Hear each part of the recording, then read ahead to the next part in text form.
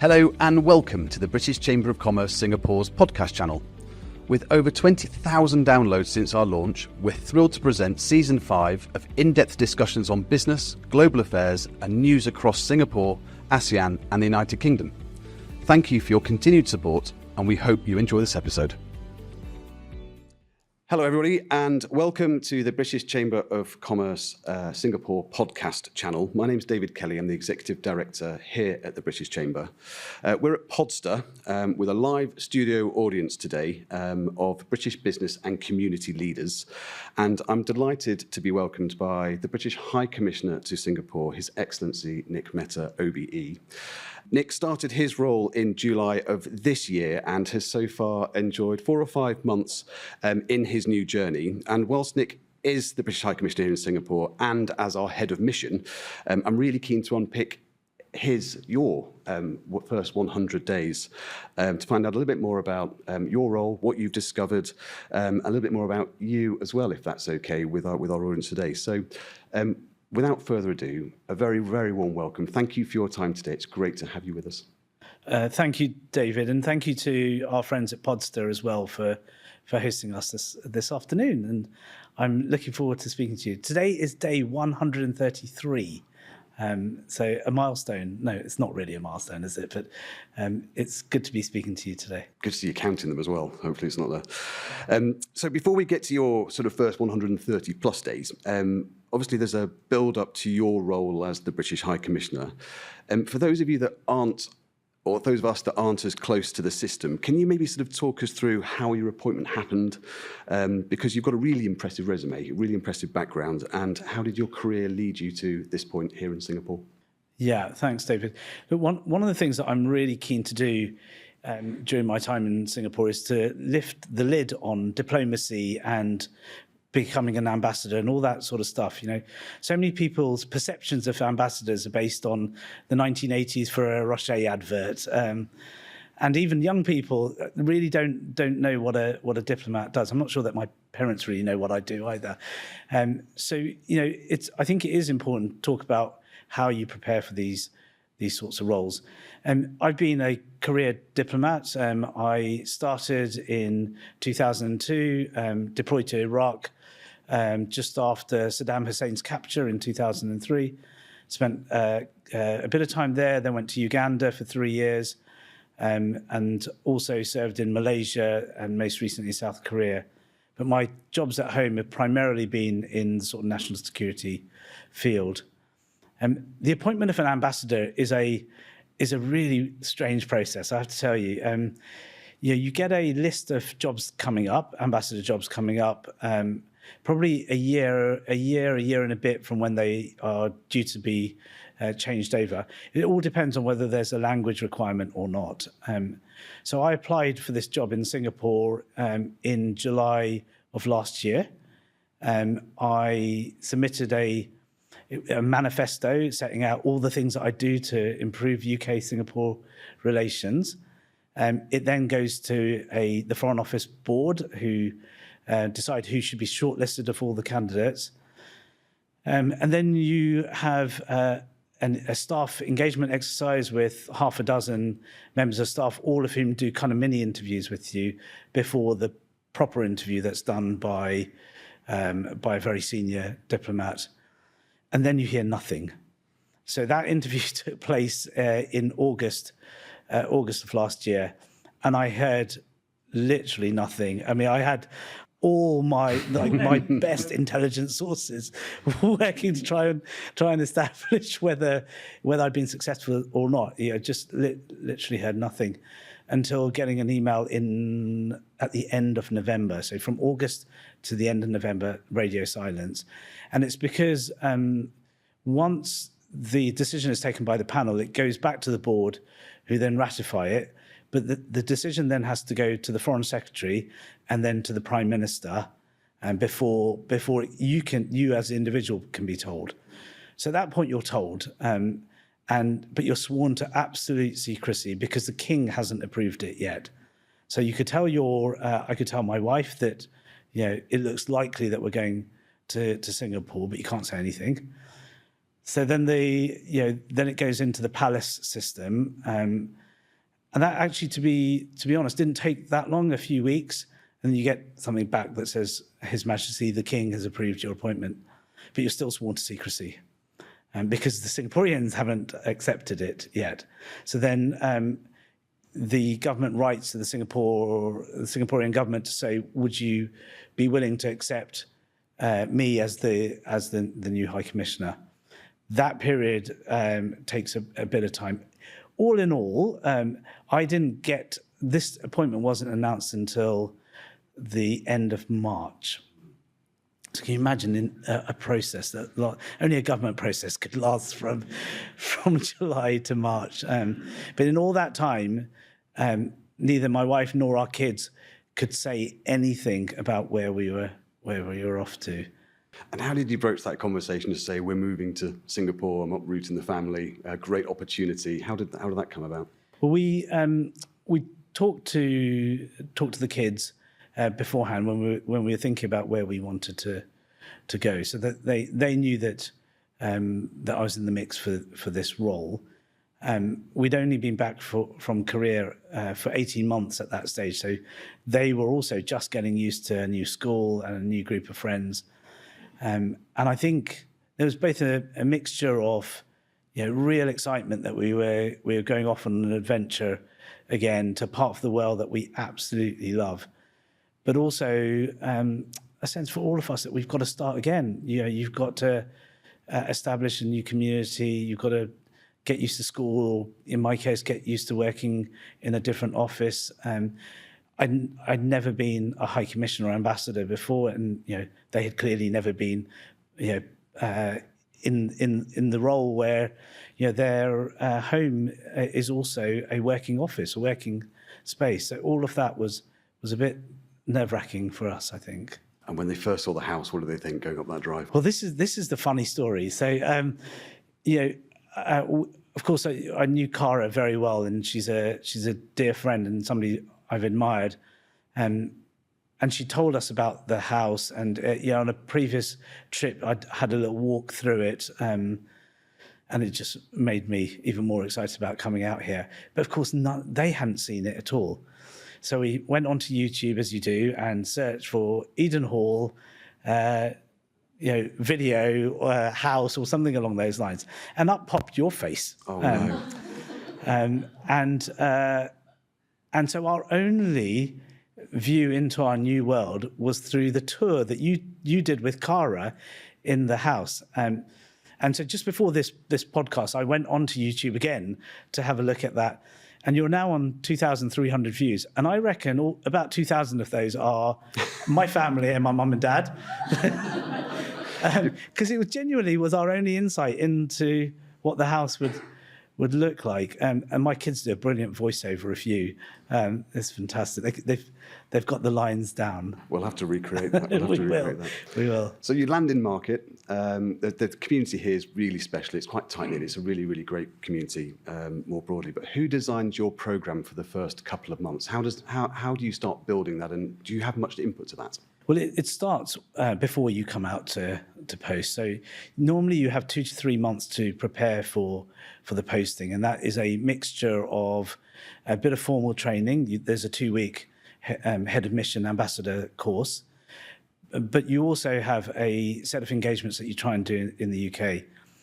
In Singapore, we have 13 different government departments on the platform. So that means 13 different sets of ministers, senior officials, etc., that I want to go to see and to understand what they want to achieve. But I also worked really, really closely with our comms team and with the sort of private office to determine, both who we should try and see in the first 3 months, the first 6 months, the first year, but also what sort of impact do we want to have from day one. And the comms plan in particular was really thought through. We had a very clear idea of what we wanted to say. What I wanted to obviously get across a bit of my personality, but also to highlight the things that are already happening between the UK and Singapore to take forward the elements of our strategic partnership. And what sort of elements were you really focused on for your first sort of 100 plus days here? I wanted to use social media and traditional media to get across a few things. The first is that I'm a human being, and that I don't come from privilege. I don't come from a stock of 3 generations back of ambassadors and senior diplomats, and I'm just like everyone else. I just happen to be in a role that I'm really, really proud to do. So I just wanted to bring some humanity to the role and some humility. I wanted to perhaps also connect with a different audience to the one that we might have had access to in the past. So, particularly a young audience. So quite a lot of our social media is designed, I hope, to try and engage young people in the sorts of things that we're doing here. And then we had a very specific plan to highlight the 5 pillars of the strategic partnership by going to the 5 sort of provinces of Singapore and highlighting both the business and research and other connections that we're making in those 5 places. And virtually on our 100th day, we completed all 5 of those social media kind of moments. What have you enjoyed most in your journey so far? Yeah, it's a bit trite to say, but I think it's meeting the brilliant people that keep the connections between the UK and Singapore so strong. Whether it's the Chamber and the fantastic work that you're doing with the business community, or our brilliant British Council effort that brings universities and research institutions in Singapore and the UK together, or it's the community more generally. I have the real pleasure of representing all parts of the UK, and going to the St Andrew's Ball recently was just another great example of the chance to participate and be a figure in how we bridge the UK and Singapore. It's definitely party season. I'm looking forward to the Great British Ball tomorrow night as well, Me which too. is looking good. But behind you, there's a massive team, isn't there, at the High Commission? And yet, whilst the business community and the community here is really, really special, can you just talk about how you've unpicked your relationships with your wider team at the High Commission? Because it's a big organisation. There's 185 people. Yeah. So it's a big infrastructure. How did you engage with all the different parts of the UK government up post here? I think we're really, really fortunate to have one of the most diverse and dynamic teams I've ever worked with in the High Commission. We have 23 different nationalities represented, and by I think most metrics, it's a really, really impressive team, and Cara deserves a huge amount of credit for that. But because you've got brilliance in the team, they have come with some great ideas. So the comms plan that I described earlier, that really drew on the creativity of the people that are there. It was fun to work with them, but I relied pretty heavily on the talent that's there. I did, though, make it my absolute priority in my first 4 or 5 weeks to spend time with each and every team. And we structured the conversations around 2 areas. One was getting every person that came and chatted to me, giving them a chance to talk about the things that motivate them, outside of the office in particular. I wanted to get a sense of kind of what is it that's their passion. And the second bit of the conversation was the thing that they love about working in that particular team. And we built up almost a word cloud in each of these discussions about the great things that people feel about the team. I also committed to remembering within my first few weeks every single person's name, because I think it's genuinely so important that you sort of see people as individuals and get to know them. So I tried to do that. Brilliant. And we know that the United Kingdom and Singapore have a very broad but also very deep relationship, whether that's through the strategic partnership, the digital economy agreement, the green economy framework. Can you talk to us a little bit about what's currently going on between our 2 nations, and sort of unpick some of those brilliant things that are happening? Yeah, well, you're right. I mean, I don't want to call it foundations because they're more than that. The legacy that Cara has left is absolutely fantastic, and just gives the perfect platform for me to build from. And you mentioned them already. That strategic partnership will take us through the next 10 years. But in the green economy framework and the digital economy agreement, these were groundbreaking initiatives for the UK and Singapore, the first of their kind. But I want them to go from being things that we're proud of to being things that are genuinely operational. That companies are benefiting from these agreements, and we're driving digitalization of our trade. We're creating frictionless trade between the two countries. The green economy framework is unlocking climate financing in low-income countries in this part of the world, that we're supporting the clean energy transition in each other's markets. We want to use these agreements to be able to show at the end of this year that as a result of having them in place, this is what we're delivering. So, the trade investment piece will always be the centre of what we do in the mission. And, we have a £22 billion relationship and over, almost £300 billion worth of investment from Singaporean investors in the UK. When you look at assets under management, there's a very strong relationship there. But as I think about the new industrial strategy in the UK, I can think of no better partner for that than Singapore. Just looking at the future and the SG UK relationship, and you mentioned the industrial strategy, which I think is coming out in spring next year, which we're excited to see.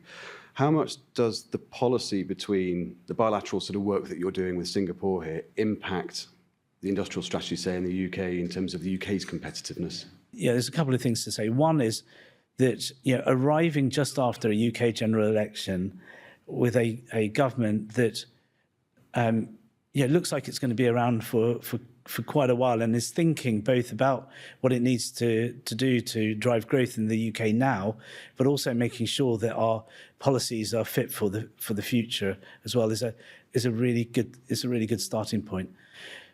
But on all of the major reviews that they're doing, they're trying to make them international by design. And so for the industrial strategy, we have consulted the Singaporeans to learn more about the way in which they've adapted the economy here to be successful, so that we can bring that into our own thinking. And that's a pretty formal process. And we also have a large number of dialogues that take place, policy dialogues that take place between the countries that help inform each other's policy making. Is there so through the chambers internationally, we the domestic market thinks very differently in terms of the chambers, British chambers overseas. And I think one of the things that we've really enjoyed is an excellent working relationship with the Foreign and Commonwealth Office and the different government departments. There's been a Niger review looking at how the UK is engaging overseas. Have you had any feedback in terms of some of the things that we might be thinking about in terms of the future from that review? Yeah, I mean, the review has only just concluded, and I haven't seen the sort of the outcome of it. But Singapore was one of the countries that they took a deep dive into to look at how our economic diplomacy effort was helping to drive UK growth. So we had I had a long conversation with Sir Martin Donnelly, who's leading the review, and talked him through what we were doing here, but also the things that I feel would be useful for us to do in the future. So just one example of this is looking quite deliberately at who our competitors are across each of the sectors that are important to the relationship. You can look at a general list of Singapore's biggest trading partners, but actually I think it's more important for us to think about the sectors that we're trying to drive here, and to look at what our competitors are doing well and what we can learn from.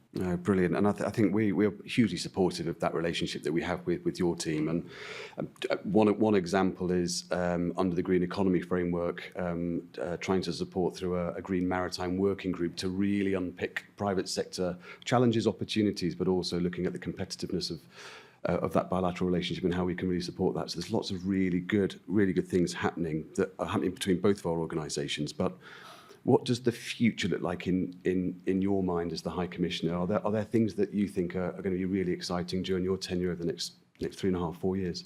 Yeah, I mean, I think even the next year is hugely exciting. The UK and Singapore celebrate our 60th anniversary next year, and that really is a milestone. And I want to make sure that we celebrate that in the right way and use that as a springboard for taking our relationship even further. So we've got a whole bunch of things that are planned for that. One of which is an event that we're going to do in the Botanic Gardens in the first quarter of next year. I can't say a lot more about that at this stage, but go on, it's just us. It's just a private conversation, right? But it will be something that I hope will bring the British community together and a real celebration of British music. So please do look out for that, because it will be a really great event. And then, of course, we've got the aircraft carrier and a multinational carrier strike group coming to Singapore. And that only happens once every 4 or 5 years. And the fact that it's happening in the 60th anniversary of our relationship is a great chance for us to celebrate UK technology, UK innovation, our commitment to the Indo-Pacific region, and just a platform for us to do so much. These are just two of the things that I'm excited about next year. No, brilliant. I think within our network, I think it's 70% of British businesses in the network here use Singapore as a springboard for the wider Southeast Asia or Asia Pacific region. And I think we've got a couple of exciting things that are coming up. One is the confirmation of the UK's accession to join the CPTPP and the confirmation around that. Can we just unpick a little bit about what the opportunities are there for British business? Because we've got Malaysia on our doorstep, we've got Vietnam in there, we've got Brunei, Australia, Japan, all in this region. There must be a huge opportunity for British companies here. Yeah, I mean, you're absolutely right that this is the gateway to the region, and the mindset that I want us to have in the High Commission is to think regionally by default. So anything that we're doing with Singapore, we should think about what we can do to leverage that for the wider region. And the business example is a really good one. I think the UK joining CPTPP, the first accession country to CPTPP since its formation, the first European member, will be a really important moment. But it will also unlock opportunities. So we don't have an FTA, a free trade agreement with Malaysia and Brunei, 2 countries you just mentioned, but CPTPP gives us that opportunity to trade tariff free with these 2 important economies, and the same applies to other countries in the region as well. So I think it is hugely important. And the other one, of course, is the special economic zone between Johor Bahru and Singapore, which we're keeping our eyes peeled for. I think it's hopefully on the 8th or 9th of December this year. They're looking to build that. Should we go to the audience? Should we get some questions from the audience who we have with us today? So there's a great question here from the men's captain from the British Dragons as part of our community. Chris, do you want to ask your question?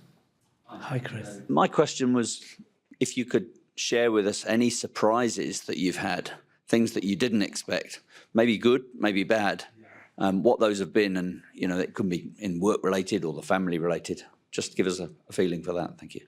Thanks, Chris. 2 things definitely spring to mind. The first is that I really didn't know how demanding this role would be. I thought it might be a 3 nights a week sort of role.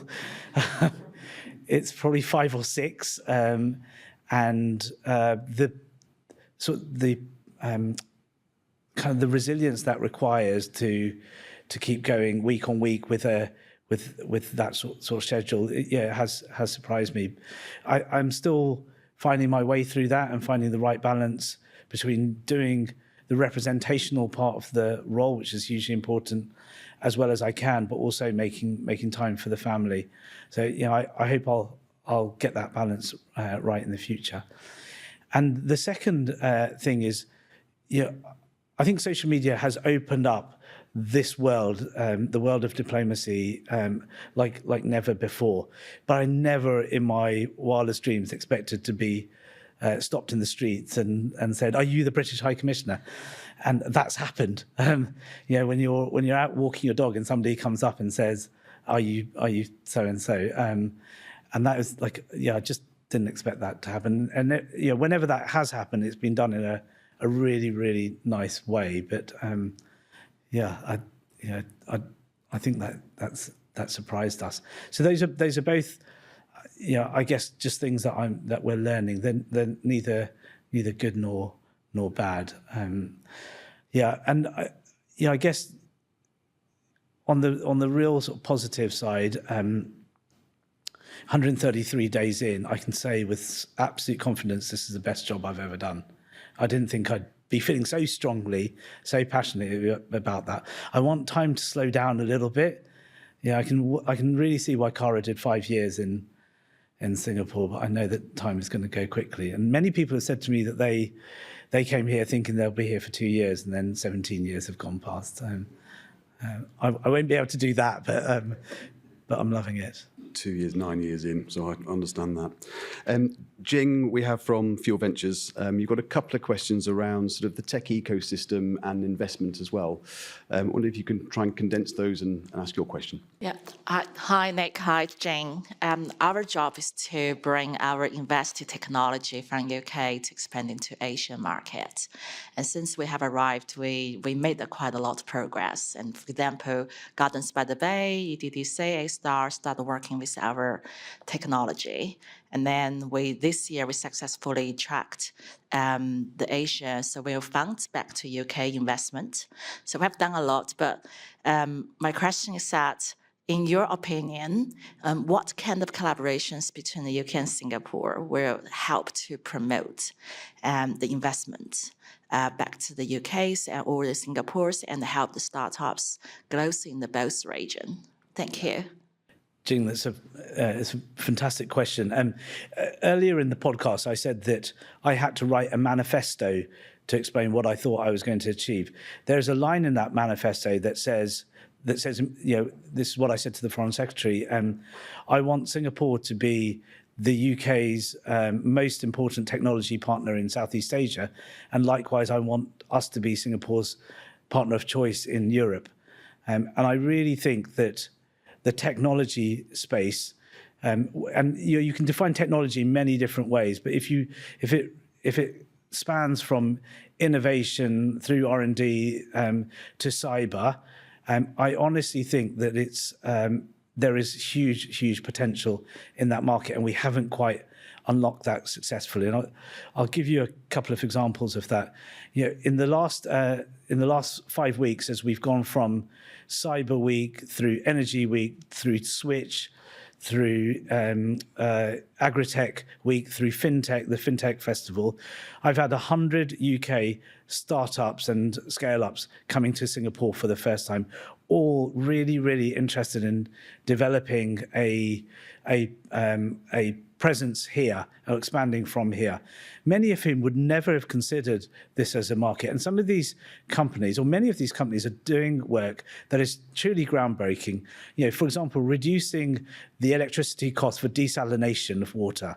That's not just good for Singapore, that is good globally. And it's British companies that are driving this. They just don't know how to access the right sort of support in Singapore and to springboard from that.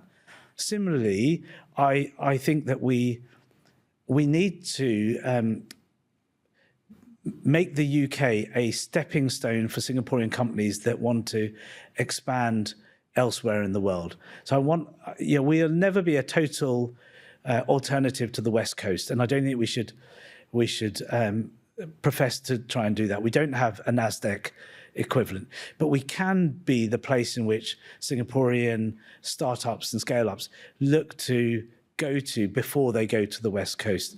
We should be the entry point into Europe as well.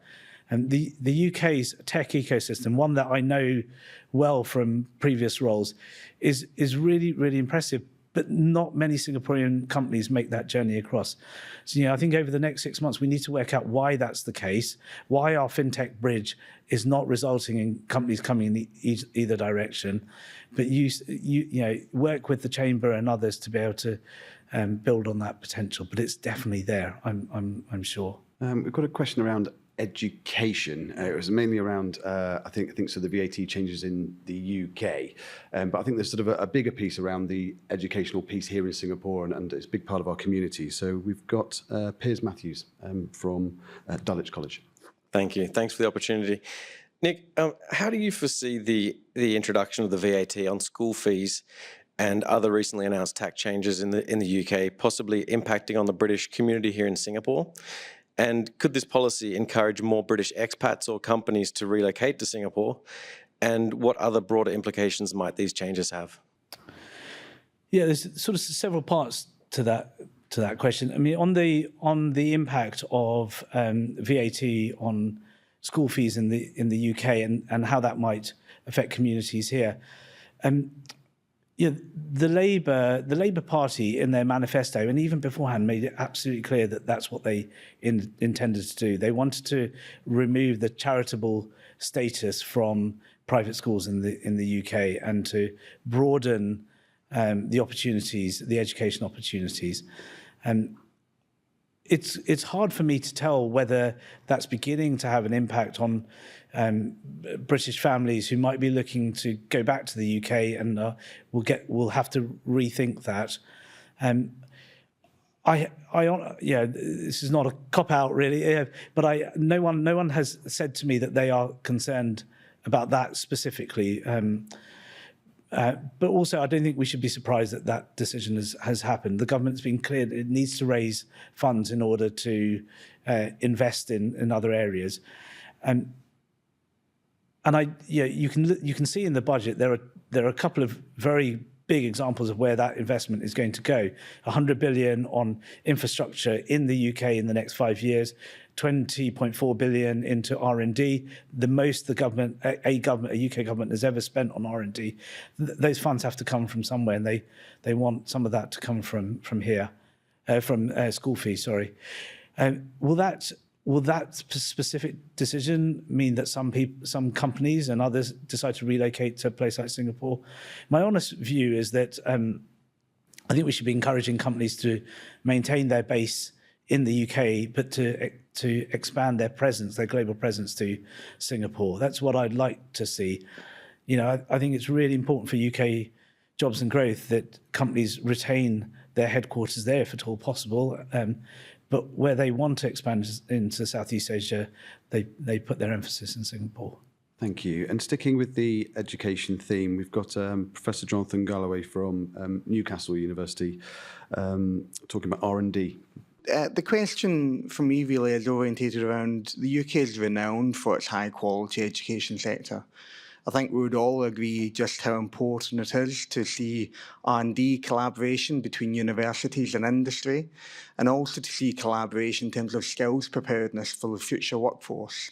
Being with Newcastle University, I can see firsthand the Singaporean investment into the northeast of England that's really important, tied to the green economy.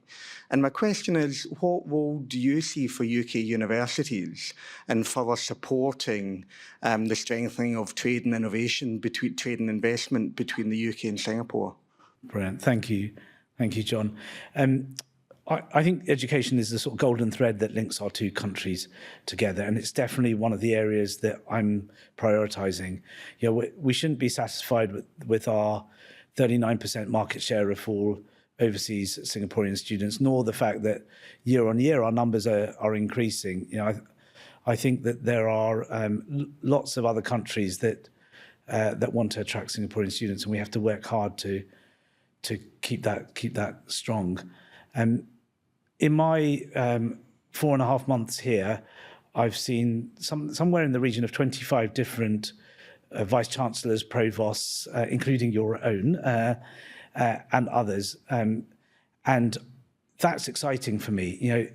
Those university leaders are intent on building partnerships with Singapore. And those partnerships are varied. Some of them are with research institutions, some of them are with polytechnics, and others are with universities. But it's a really vibrant sector. So just yesterday, I went with the Deputy Prime Minister to see the collaboration between NUS and Cambridge University, the CARES project, where they are focusing on decarbonisation. I mean, it's a groundbreaking piece of research. They're not doing that with anyone else. They're doing that with a UK university.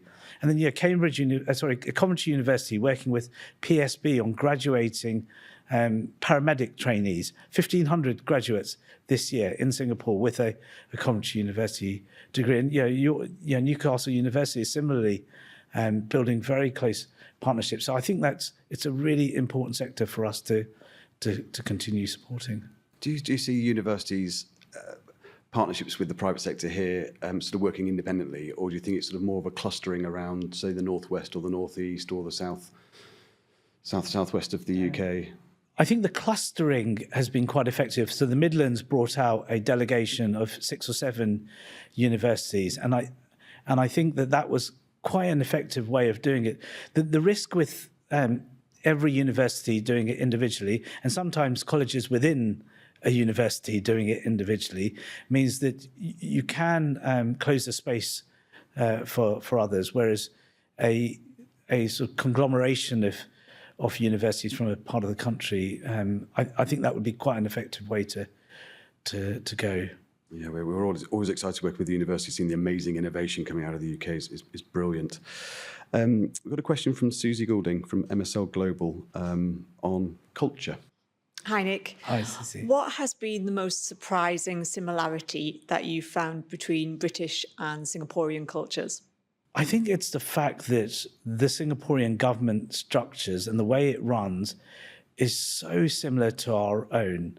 So, the ministerial setup, the way that the civil service functions, how decisions are made within different government departments, that the similarity between our two systems is the thing that's really struck me. Of course, it's obvious, though, isn't it, that our role, particularly in the years post independence, in helping set up the civil service, meant that the structures are similar, but that gives us a real advantage. So by total kind of fortune, the new UK Cabinet Secretary that was announced 2 days ago, so Chris Wormold, is in Singapore today. And straight after this, I'm going to see the Singaporean Cabinet Secretary with him. And I know that what we'll talk about is the similarities of our two systems, but also how we can learn from each other in terms of digitization of services and support to citizens. So it's really struck me how similar we are. And we haven't talked a lot about diversity and inclusion in the podcast so far, but the multiculturalism of our two societies is the other thing that has really struck me. Of course, I've known that Singapore has long been a multicultural city-state, but the way in which communities celebrate each other's festivals, for example, I think has been really, really pleasing. And something that I love about London, my own city, and love about many parts of the UK, but I think is a real strength of Singapore's. Has anybody else got a final question before I find out a little bit more about Nick? Nick, some of the mega trends that we see here is digital nations initiatives that government has started.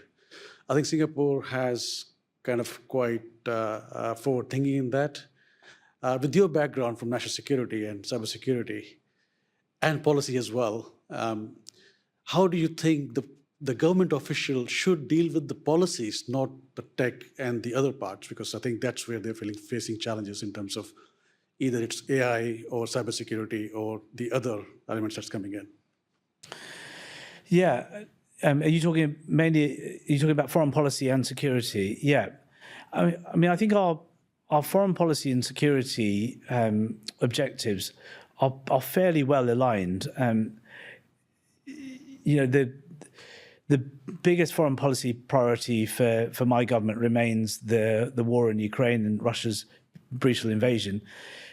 But if you look at all the countries around the world that have imposed sanctions on Russia, Singapore is the only one in Southeast Asia to do that. And it says a lot about the values that they hold. We share a similar view on freedom of navigation and freedom of trade. We're close partners in the WTO. Our UN voting record is pretty similar. We will always have different approaches to things. One example is how we deal with cyber attacks and cyber attribution. But I think that our policy approach is fairly well aligned. The world is not going to get any more complex less complex in 2025, and I think it's crucial that we continue talking to each other about global challenges.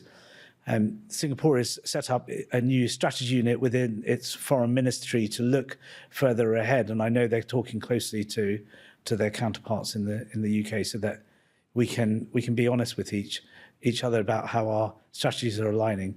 The final thing I'll say is that the UK government announced that it was carrying out a China audit to determine what its future China policy will look like. And one of the things that we've been doing is feeding in Singapore's approach to its relationship with China and seeing where we can learn from that approach. How important is Southeast Asia on the UK's agenda? I know we had one of the first ministers out, Minister of the Indo-Pacific, Catherine West, which was brilliant to see. Honestly, David, I think it's crucial. It is the engine room of the global economy. By the next decade, it will be the fourth largest economy in the world as a whole. If you want to drive growth in the UK, you've got to engage with this part of the world. And I think that the government is talking about a generational shift to the Indo-Pacific, and you can see that in their actions.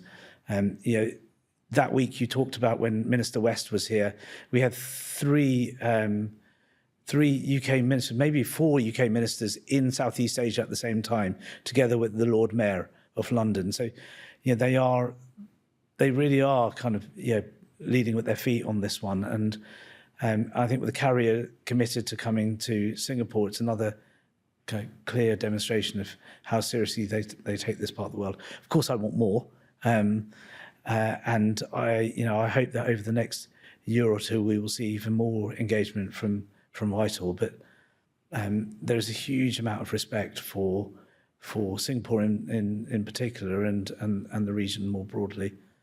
How do you keep abreast of all the geopolitical changes and the relationship with Singapore and what some of the risks might be? How do you process all of that information, of everything that's happening and changing so quickly? Because it has been quite a turbulent sort of 12, 24 months.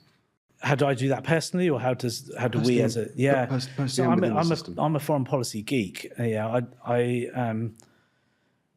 love reading about. I joined the foreign service because I wanted to be involved in the news that we all listen to, and I'm an avid reader. Just the thing that's going on in Korea at the moment, and having served there for 4 years, I'm desperate to find out what's happening. I also try and infuse that on my family, and I don't think they take too kindly to it. My wife used to joke that I'd put the Economist radio on to put my son to sleep when he was a baby. But you've got to start them early, don't you? And is there anything from the recent UK budget that you might be able to unpick for our listeners today? Anything that's exciting in terms of the growth agenda from the UK and exports? First of all, I think the energy coming out of Westminster is palpable, and I think the stuff that they've already kicked off is really, really impressive. The Investor Summit led to a £63 billion announcement of new investment in the UK, and that's real money creating jobs in different parts of the country. And Singapore contributed very heavily to that. The BW Group announcement of battery storage sites in Hampshire and the Midlands was a pretty significant investment, and there's been of course many others as well. So I'm excited. I'm excited about that. I think the climate there for investment is growing. I think the fact that the government is so committed to showing global leadership on climate change is music to my ears. And at COP29 in Azerbaijan, I felt that we retook some of that. The announcement that we made on what our targets are going to be, an 81% reduction in our 1990 emission levels, is one of the most ambitious by any country. But then, I read this morning that the OECD report on economic growth suggested that the UK is going to be the fastest growing G7 economy in the world over the next 5 years. So, all of those are positive signs. Hopefully some of that will come to fruition. But we have a very stable political base to build from now, and I think that's a positive. Oh, that's brilliant. Can we find out a little bit more about you? Because you're here with your wife Anna and your two children. How are you and your family settling into Singapore? We absolutely love it. Like we love the lifestyle of being in Singapore. That's why all of you in the audience are here as well. It's a wonderful, wonderful place to live, but it's also a brilliant community to be a part of. The family have found their feet. They've made good friends. I think we're all still adapting though to the idea that Eden Hall is both the residence and it's our family home. And I think the kids haven't quite worked out the kind of what do we do when there's 250 people in the downstairs of the house and they've come back from school, and do they go through the hallway or do they go up the back steps? Or they tend to go up the back steps, but then when they hear that there's food being served downstairs, they come down. They love the burgers at the Chamber event, by the way. What about the live music the other week? Yes. I got into trouble for singing at that and keeping them awake. Brilliant. And we've loved working with you over the first 130 plus days, because you've got a real passion for diversity and inclusion, which really comes with you in your role as well. It's one of our 5 core pillars as part of the Chamber. What are some of your plans, sort of personally, to really champion a diverse and inclusive community? It's diversity and inclusion is so important to me, and it's shaped by my own experiences. The fact that I never thought that somebody that looked like me could serve in our foreign service. I didn't know anything. I didn't know that the Foreign Office existed as a place of work for people that came from my background. And my first few weeks in the Foreign Office were really, really difficult. I was intimidated by the building, the artwork, the way people spoke, the way that they dressed. And it wasn't until I went overseas on my first posting that I felt that my diversity was a strength. I felt the only way to succeed was to conform, to look and sound like the diplomats that I saw. And I'm so determined to try and make this profession more accessible to diversity. And it's not just because I think it's morally right that we reflect UK society, but it's because we can't afford to let talent pass us by. We need to be operationally effective. You need people that are willing to think differently. And it's no different now to, I was formerly at GCHQ, and the precursors to that were the Bletchley Park folk. And in 1941, Tommy Flowers, a brilliant engineer who was self-educated, didn't go to university, worked with Alan Turing, a gay mathematician that had to hide his sexuality. They worked together to build the bomb and to decode Enigma. Because they were able to think differently, they were able to bring their skills together to be able to answer some difficult questions. I think we need more of that. I think that we need to encourage that diversity to come through. And I've made a commitment that every single public thing that I do, every speech that I do in Singapore will have a diversity and inclusion element to it.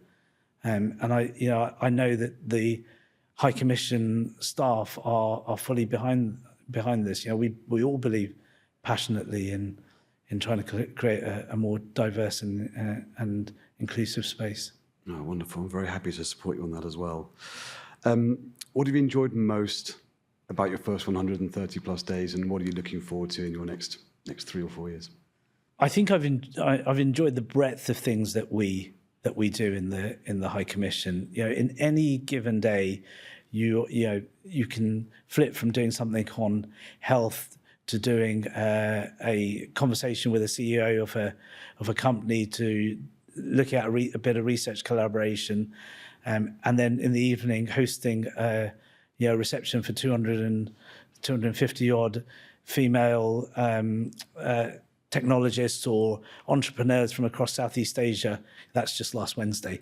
That is you can have that in any single day, and I know that I'm in the privileged position of being able to attend all of these things, but there's the brilliant folk in the High Commission that are driving this forward, that are trying to do their very best for UK security and prosperity, and that is honestly, it's such a pleasure to do that. I think the other thing is that I palpably feel the support of the British community here. Whether that's you guys in the chamber, or it's the various societies that are here. I think there's a real sort of collective desire to try and put the UK's best foot forward, and I think that's very, very cool. And dare I ask, when you're not putting the UK's best foot forward, what are you doing in your downtime? Not so that people bump into you in Waitrose or on the tennis court or on the football pitch, but how do you relax when you're trying to take yourself away from work? Do you know, I need to do a bit more of that. I need to find a bit more time for the things that help me switch off. Singapore is described as a 2-stone posting, that you're guaranteed to put on 2 stone in the time that you're here, because the food is so good. And I'm like, I've got to get better at, I play football and play a bit of cricket and, try and go to the gym a couple of times a week. I want to do more of that. I love photography. I haven't unpacked my camera in the time that I've been here. And, the architecture is so beautiful here. I want to get out and take some black and white photos.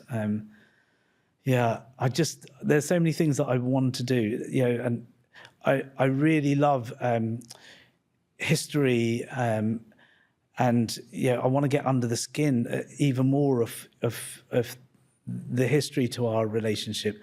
Sorry, this is an aside, but before I came out to Singapore, I went to the British Museum and spent a morning with the curator of the Southeast Asia collection, and went into the vaults to see the Stanford Raffles stuff from Singapore that has never been exhibited. And then I went into the National Archives and looked back at papers from the 1800s, including the signed Straits Settlement document. There's a whole kind of history that predates, obviously, independence that binds our two countries. I'd love to uncover that more and to share that with others. Is the Vase of Eden Hall still in the UK? Yeah, it's in the Victoria and Albert Museum.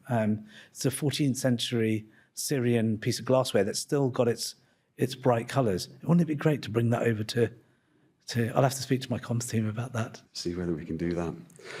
Nik, thank you so much for your time. There is a question we do ask everybody on our podcast channel, and that is, if we could manufacture and innovate a time machine with the help of our brilliant UK universities, and we could take you back to a position in your career or your life where you could teach yourself something that you know now to help accelerate your growth, what would you teach yourself, and when would that happen in your life? Well, look, I was a total tearaway in my teens, and really just always in trouble. And I'd probably, if it was back to that time, I'd definitely tell myself to calm down and stop being so naughty. I guess for the earliest stage of my career, I think it would be just reassuring myself that it's okay. It will be fine. You can afford to be patient, and things will work themselves out, rather than feeling the need to force things too hard. I guess maybe you just learn that patience from time. But back in those days, I felt too impatient to move on, I think. Super. Thank you for talking to us about your first few months here, what you're planning to do, unpicking a bit more about the relationship, telling us about you, and listening to our audience as well. It's been brilliant to hear from you about your journey so far, and we really look forward to working with you, especially as the patron of the Chamber, as the British High Commissioner as well. So thank you for your time. Well, thank you, David. I can't believe we got through an hour of doing this, and I haven't once said that I'm so proud that my team is top of the league at the moment, and that is genuinely how I try and relax. I try not to miss a Liverpool game. That is my time for sure. But listen, it's been such a pleasure chatting to you. Thank you to you and the Chamber and its members for the support that you've given me. I know that I'm going to love working with all of you over the next 4 years, and I'm confident that we'll deliver great things together. Thank you so much. Cheers. Thank you. Quick round of applause for the High Commissioner. Thank you very much. Thank you for tuning in to this episode of the British Chamber of Commerce Singapore's podcast channel. Before you go, don't forget to subscribe and leave us a rating and review on Spotify, Apple, Google, and other podcast platforms. If you enjoyed this episode, please spread the word by sharing it across your network. For more information about the Chamber and what we do, visit our website at www.britcham.org.sg and tune in next time for a brand new episode.